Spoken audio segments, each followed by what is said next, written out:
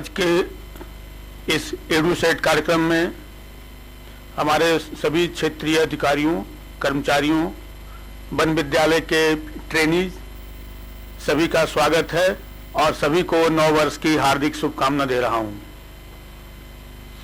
आज का विषय वन्य प्राणियों के प्राकृतिक रहवास में सुधार से संबंधित। वन्य प्राणियों के प्राकृतिक रहवास में सुधार के लिए हमें क्या करना है, क्या नहीं करना है, इसके बारे में मैं थोड़ा बहुत बताना चाहूँगा संक्षेप में। रहवास के सुधार के संबंध में आपके मन में कोई शंका है और कुछ अतिरिक्त जानकारी चाहते हैं तो आपकी शंकाओं का समाधान करने का प्रयास करेंगे।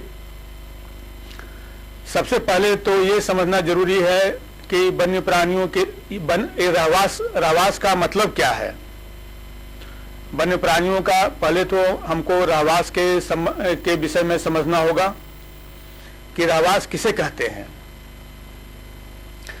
रहवास जैसे मनुष्य के लिए कहा जाता है कि मनुष्य को आश्रय स्थल चाहिए, इसी तरह से वन्य प्राणियों को भी रहवास की आवश्यकता पड़ती है। रहवास का मतलब है कि कोई भी वन्य प्राणी अलग अलग प्रजाति, बाघ हो सकता है, तेंदुआ हो सकता है, शाकाहारी वन्य प्राणी हैं या दूसरे छोटे छोटे जीव जंतु हैं, सबके लिए रहवास की जरूरत होती है। रहवास का मतलब है एक तरह से उनका आश्रय स्थल। रहवास का मतलब है कि जहां पर उस वन्य प्राणी को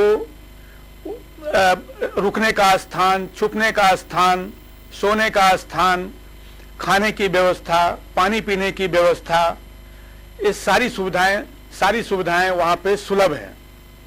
जैसे एग्जाम्पल के लिए बाघ का रहवास, टाइगर का रहवास, टाइगर का अंग्रेजी में इसको हैबिटेट भी बोलते हैं। टाइगर का रहवास, इसका मतलब होता है कि वो वन क्षेत्र ऐसा है जहां पर एक तो प्राकृतिक रूप से वहां पे टाइगर हुआ करते हैं।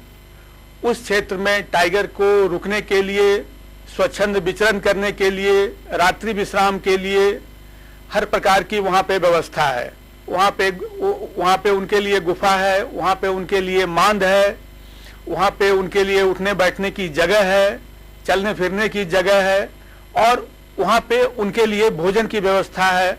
भोजन की व्यवस्था टाइगर के रहवास में भोजन की व्यवस्था क्या होगी, मतलब कि वहां पे शाकाहारी वन्य प्राणियों की भी उपलब्धता है। इसके अलावा वहां पे उनके पीने के पानी के लिए व्यवस्था है। ये सारी व्यवस्था जब वहां कंप्लीट होती है तो उसको कहा जाएगा कि हाँ, टाइगर के लिए ये एक अच्छा हैबिटेट, एक उनका अच्छा रहवास क्षेत्र है। अब जैसे टाइगर की ही बात करें, टाइगर का रहवास के लिए जैसे हमने बताया कि वहां पे पानी की व्यवस्था होनी चाहिए, वहां पे शाकाहारी वन्य प्राणी होने चाहिए, वहां पे गुफा मांद होना चाहिए। अब शाकाहारी वन्य प्राणी नहीं होंगे तो मतलब कि फिर टाइगर के लिए वो उचित रहवास नहीं है।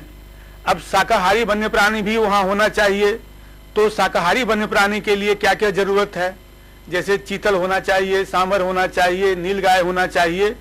इनको क्या लगता है, इनको पीने का पानी होना चाहिए, इनको भोजन के लिए घास के मैदान होने चाहिए या वन क्षेत्र में घास होना चाहिए, फल फूल कंद मूल होने चाहिए जिसका ये शाकाहारी वन्य प्राणी उपयोग करते हैं। तो ये कुल मिला ये मोटा मोटी रहवास का ये मतलब होता है। तो हर प्रकार के जीव जंतुओं के लिए उनके रहवास की आवश्यकता अलग होती है। शाकाहारी सांभर के लिए सांभर का रहवास उनकी आवश्यकता अलग होती है। आपको पता है कि सांभर मुख्यतः है जो स्लोपी एरिया होता है, ढलानी क्षेत्र है, वो उसको पसंद करते हैं। उसी तरह से चीतल के बारे में है तो चीतल आपको जहाँ घास के मैदान है, खुला क्षेत्र है, बहुत सघन वन नहीं है, वैसे ऐसे वन क्षेत्र को चीतल है जो अपने रहवास के रूप में अच्छा मानते हैं।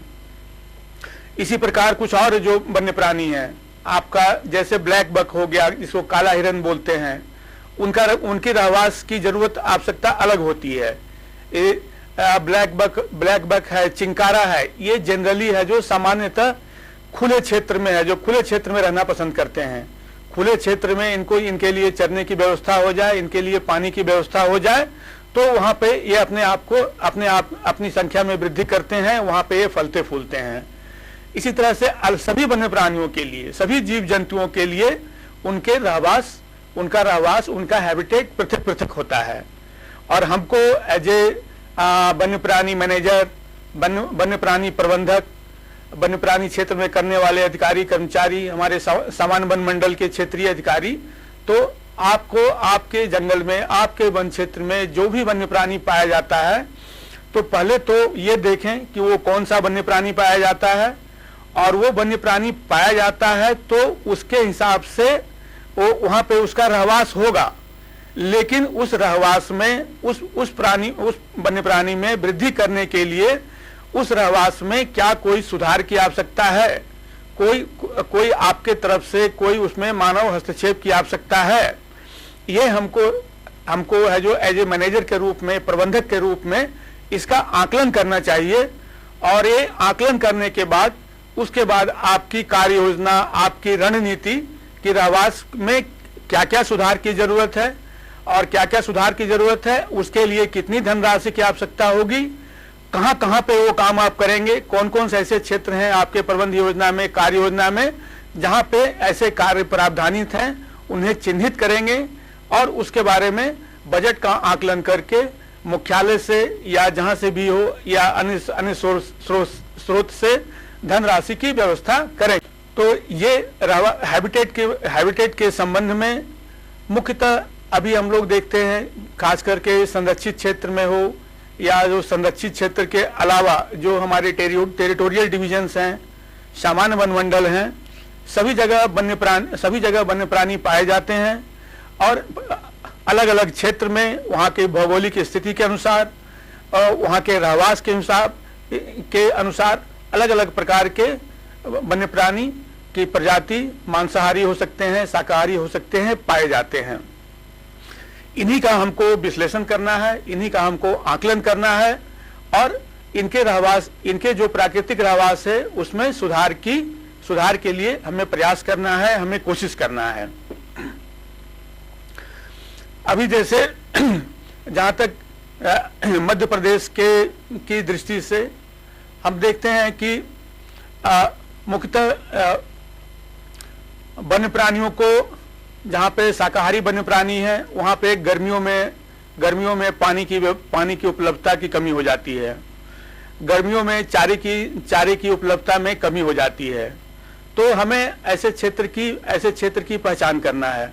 अगर चारे की कमी हो जाती है, पानी की कमी हो जाती है, तो क्या होता है, तो वन्य प्राणी जंगल से पानी की तलाश में, चारे की तलाश में ग्रामीण क्षेत्र में प्रवेश करते हैं। ग्रामीण क्षेत्र में आते हैं, खेतों में आते हैं, गांव में स्थित तालाब में जाते हैं, कुओं में जाते हैं, जहां पर उनके शिकार का, उनके साथ छेड़छाड़ की संभावना बनी। और इस प्रकार से अगर जंगल में अगर पानी नहीं है, चारे की व्यवस्था नहीं है, तो शाकाहारी वन्य प्राणी या इवन मांसाहारी वन्य प्राणी भी अगर वन क्षेत्र में शाकाहारी वन्य प्राणी नहीं है, तो टाइगर, लेपर्ड भी है जो शिकार की तलाश में ग्रामीण क्षेत्र में आ जाता है। उसी तरह शाकाहारी वन्य प्राणी भी चारे के लिए, पानी के लिए ग्रामीण क्षेत्र में प्रवेश कर जाता है और वहाँ ग्रामीणों की फसलों को नुकसान पहुंचाता है, फसलों को खाता है वहाँ। तो इससे क्या है कि मानव और वन्य प्राणी द्वंद्व की भी समस्या उत्पन्न होती है। इसी को कम करने के लिए, इसको व्यवस्थित करने के लिए हमारा जो वन्य प्राणी प्रबंधक या ऐसे वनाधिकारी, हमारा उद्देश्य है कि हमारे जो भी वन्य प्राणी हैं, वो शाकाहारी वन्य प्राणी हैं या मांसाहारी वन्य प्राणी हैं, उनको वन क्षेत्र के अंदर उनके रहवास को में सुधार करके उनको वन क्षेत्र के अंदर ही रखना है। हमको टाइगर हो या लेपर्ड हो या हमारे चीतल हो, सांभर हो, नीलगाय हो, उनको वन क्षेत्र से राजस्व क्षेत्र की ओर नहीं भेजना है। उनको वन क्षेत्र के अंदर है जो सीमित करके रखना है, ताकि उनका शिकार ना हो और साथ में जो हमारे ग्रामीण हैं वहाँ पे उनकी फसलों की नुकसानी ना हो, मानव और वन्य प्राणी द्वंद्व की स्थिति निर्मित न हो। इसका हमें ध्यान रखना है। तो मुख्य रूप से अभी जो मध्य प्रदेश में हम देख रहे हैं कि रहवास के गर्मियों में पानी की समस्या कई जगह उत्पन्न हो जाती है। जो हमारे प्राकृतिक जल स्रोत हैं वो सूख जाते हैं, उनमें पानी कमी हो जाती है। मुश्किल से मार्च अप्रैल के बाद हमारे कई जल स्रोत सूख जाते हैं। तो हमें ये चिन्हित करना है कि इस क्षेत्र में हमारे कितने वन्य प्राणी हैं और कहाँ पे हम क्या उपाय करें कि हमारे जल स्रोत में गर्मी तक पानी की उपलब्धता हो। इसके लिए 2-3 काम आप कर सकते हैं। जो आपके प्राकृतिक कोई झिरिया वगैरह है उनकी साफ सफाई कर सकते हैं। जैसे जैसे पानी कम होने लगता है तो आपको जहां लगता है कि नाले में हमको छोटा मोटा बंधान बनाने से यहाँ पे पानी हम गर्मियों में रोक सकते हैं, वहाँ पे पानी रोकने की व्यवस्था कीजिए। कहीं कोई पुराने निर्मित तालाब हैं उसका बांध फूटा हुआ है या उसमें गहरीकरण कर देने से पानी आपका गर्मी तक चल जाएगा, तो वहाँ पे तालाब गहरीकरण का कार्य करें, नालों में बंधान का कार्य करें। इसके बाद भी अगर कोई प्राकृतिक जल स्रोत है, झिरिया है, उसके साफ सफाई की व्यवस्था करें। अगर वहाँ पे देखते हैं कि झिरिया प्राकृतिक कोई भी जल स्रोत नहीं है तो वहाँ पे आप आजकल हैंड पंप, सोलर पंप, एक आध ट्यूबवेल वगैरह की स्थापना कर सकते हैं। कई टाइगर रिजर्व में सोलर पंप बहुत अच्छा काम कर रहे हैं। सोलर पंप के साथ है जो सॉर्सर बना दें तो वहाँ पे गर्मियों में वन्य प्राणियों की पानी की उपलब्धता हो सकती है। कहीं कहीं पे डाइक का निर्माण किया जा सकता है। बहुत से ऐसे क्षेत्र हैं जहाँ पे जल भराव होता है लेकिन गर्मी के समय वो पानी धीरे धीरे रिसीड होकर नदी के अंदर चला जाता है। तो ऐसे क्षेत्र में डाइक का निर्माण करके भी आप पानी को गर्मी तक आप रोक सकते हैं। तो बहुत सारे उपाय हैं जो कि हमको क्षेत्र विशेष में पहचान करके अलग अलग क्षेत्र की आवश्यकता के अनुसार, अलग अलग क्षेत्र की मांग के अनुसार, वन्य प्राणियों की संख्या के अनुसार हमको ऐसे उपाय करने चाहिए। नहीं तो क्या होता है, कोई अगर पानी की व्यवस्था नहीं है तो फिर गर्मी में जानवर परेशान होकर बाहर निकलते हैं, वहाँ पे फिर उनका शिकार होता है, इलेक्ट्रोक्यूशन होता है, ट्रैप लग जाते हैं, ये जल स्रोतों में जहर डाल देते हैं, उससे वन्य प्राणियों को नुकसान होता है। साथ ही ग्रामीणों की खेतों में फसल चराई होती है, इससे ग्रामीण उद्वेलित होकर वन्य प्राणियों के दुश्मन। इसी तरह से शाकाहारी वन्य प्राणी है, उसके लिए आपको चारे की व्यवस्था करनी है। वो भी देखना है कि अगर शाकाहारी वन्य प्राणी हैं, उनकी संख्या अधिक है तो उनके अनुपात में वन क्षेत्र में चारे की व्यवस्था है कि नहीं है। अगर है तो उनकी गुणवत्ता बनाए रखने के लिए आपको प्रत्येक वर्ष प्रयास करना होगा। अगर कोई चारागाह है तो उसमें हर साल अगर उसमें खरपतवार आ रहा है, नहीं खाने वाले प्रजाति आ रहे हैं, तो ऐसे प्रजातियों को निकालना, खरपतवार, वन तुलसी, लंटाना इत्यादि का उन्मूलन करना, तो ये सब काम हमको नियमित रूप से करते रहना चाहिए।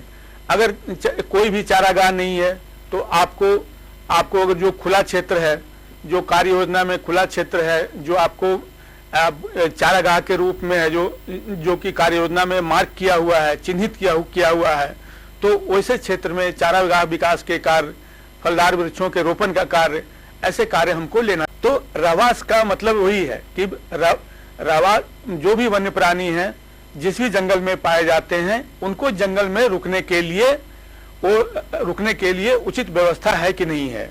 तभी उन वन्य प्राणियों की संख्या में वृद्धि होगी और तभी वो वन्य प्राणी वन क्षेत्र में रहेंगे, अन्यथा वो भटककर वन क्षेत्र के बाहर की तरफ है जो जाएंगे।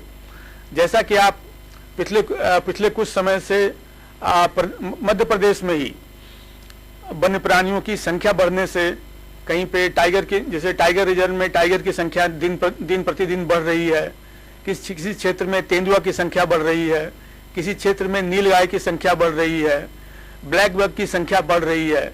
तो क्या हो रहा है कि जंगल में उनका रहवास अगर ठीक नहीं होता है तो ये सारे जानवर है जो राजस्व क्षेत्र में चराई के लिए, पानी के लिए पहुंच जाते हैं।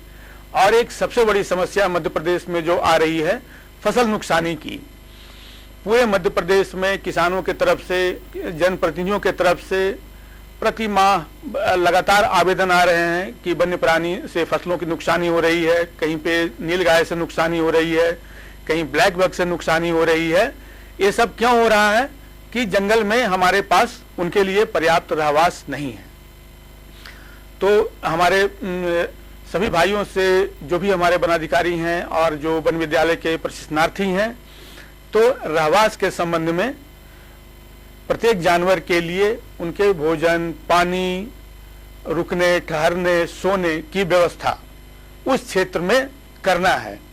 अब वो काम करने के लिए वहाँ पे क्या सुधार की आवश्यकता है, क्या गुंजाइश की आवश्यकता है। अगर घास नहीं है तो वहाँ पे घास लगाना, वहाँ पे फलदार पौधे नहीं है तो वहाँ फलदार पौधों का रोपण करना, वहाँ पे पानी नहीं है तो उस क्षेत्र में पानी की व्यवस्था करना, अगर घास के मैदान खराब हैं तो उसमें सुधार की व्यवस्था करना, अगर जल स्रोत को में पानी रखने के लिए उसमें कोई कार्य करने की आवश्यकता है तो उसको करना, वहाँ पे गुफा मांद है उसमें सुरक्षा की व्यवस्था, इस सारी चीज़ों में के सुधार को ही है जो वन्य प्राणियों की रहवास में सुधार कहेंगे है जो।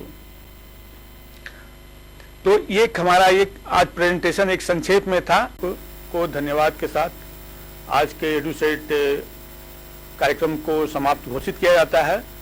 इसके अलावा भी अगर कभी किसी को रहवास के संबंध में, वन्य प्राणी संरक्षण के संबंध में, उनके विकास के संबंध में कभी भी कोई आपके मन में कोई प्रश्न हो तो आप दूरभाष पर हमारे मोबाइल पर आप हमसे संपर्क कर सकते हैं। बराबर आपका स्वागत रहेगा। धन्यवाद। जय हिंद, जय भारत।